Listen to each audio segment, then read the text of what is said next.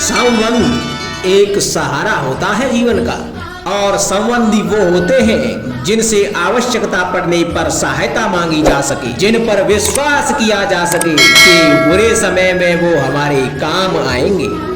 कभी ऐसा भी हुआ होगा कि आपके पास कोई सहायता मांगने के लिए आया होगा, या ऐसा भी हो सकता है कि आप किसी के पास सहायता मांगने के लिए गए हों, परंतु प्रश्न यह उठता है कि किसी के मंतव्य में उसकी सहायता इसलिए कर देनी चाहिए क्योंकि वो आपका संबंधी है। अब आप कहेंगे कि ये कैसा प्रश्न हुआ? तनिक सोचिए, एक अस्त्र बनाने वाला जब अस्त्र बनाता है तो ये अस्त्र किसको देना है, ये अधिकार उसी के पास होता है।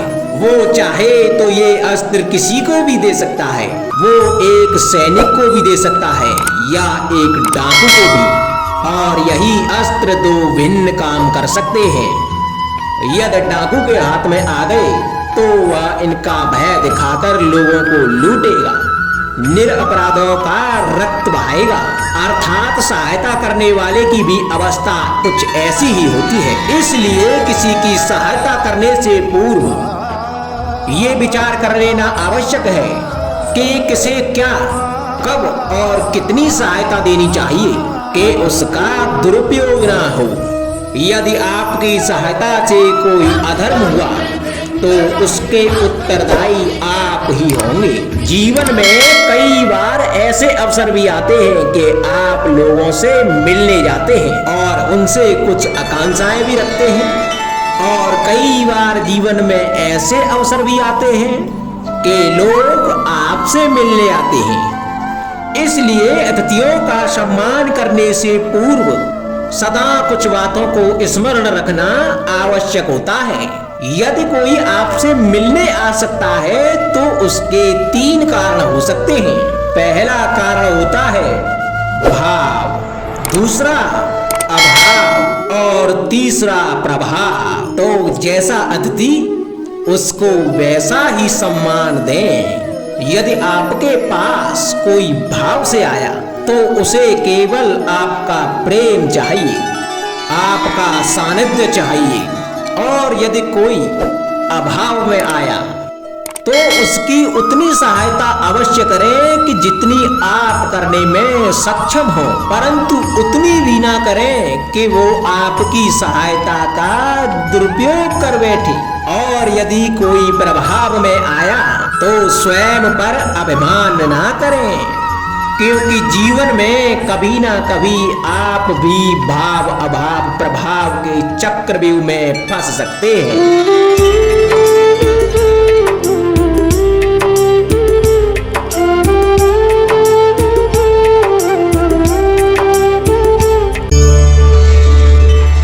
कभी आप ब्रह्म मुहूर्त में जगे हैं?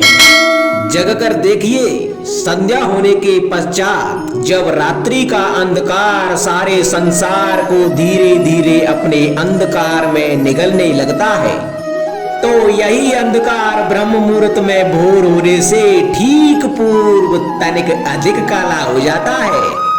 कुछ समझे, हमारा जीवन भी कुछ ऐसा ही होता है। जब हमारे जीवन की समस्याएं कठिनाई अपने अंत पर होती हैं तो यही समस्याएं कठिनाई एक भीषण रूप लेकर हमारे समक्ष खड़ी हो जाती हैं, और ऐसी परिस्थितियों में अधिकतर लोग हार मान जाते हैं, भय खा जाते हैं।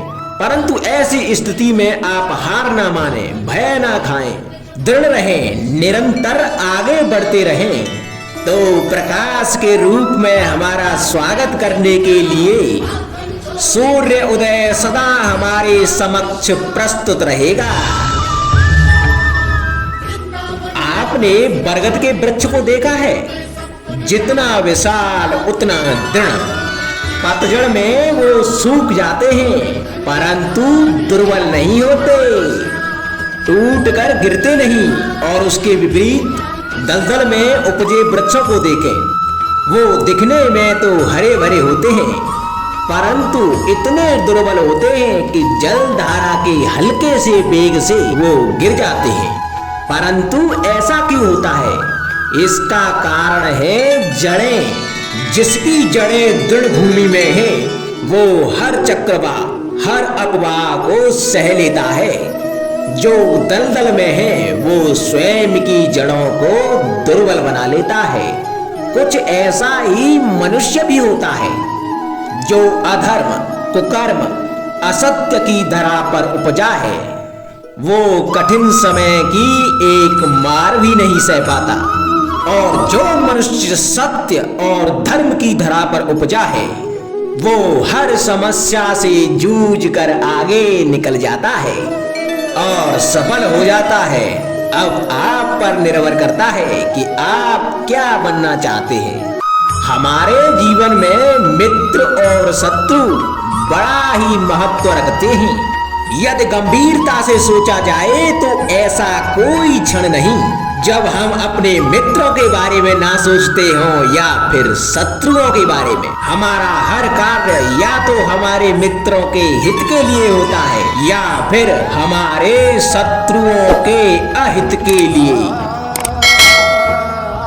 हम हर स्थान या तो अपने मित्रों के साथ होते हैं या फिर अपने शत्रुओं के साथ। कोई नहीं चाहता कि उनका शत्रु प्रसन्न रहे।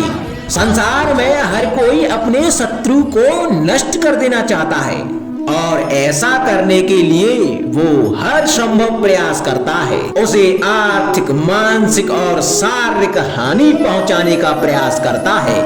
और यदि मैं आपको आज ऐसा मंत्र सिखाऊं जिससे आप अपने शत्रु को सदा के लिए नष्ट कर दे तो, और वो मंत्र है शत्रु को मित्र बनाना। अपने सभी शत्रुओं को अपना मित्र बना लीजिए और आपके सारे शत्रु स्वतः ही समाप्त हो जाएंगे। राधे राधे।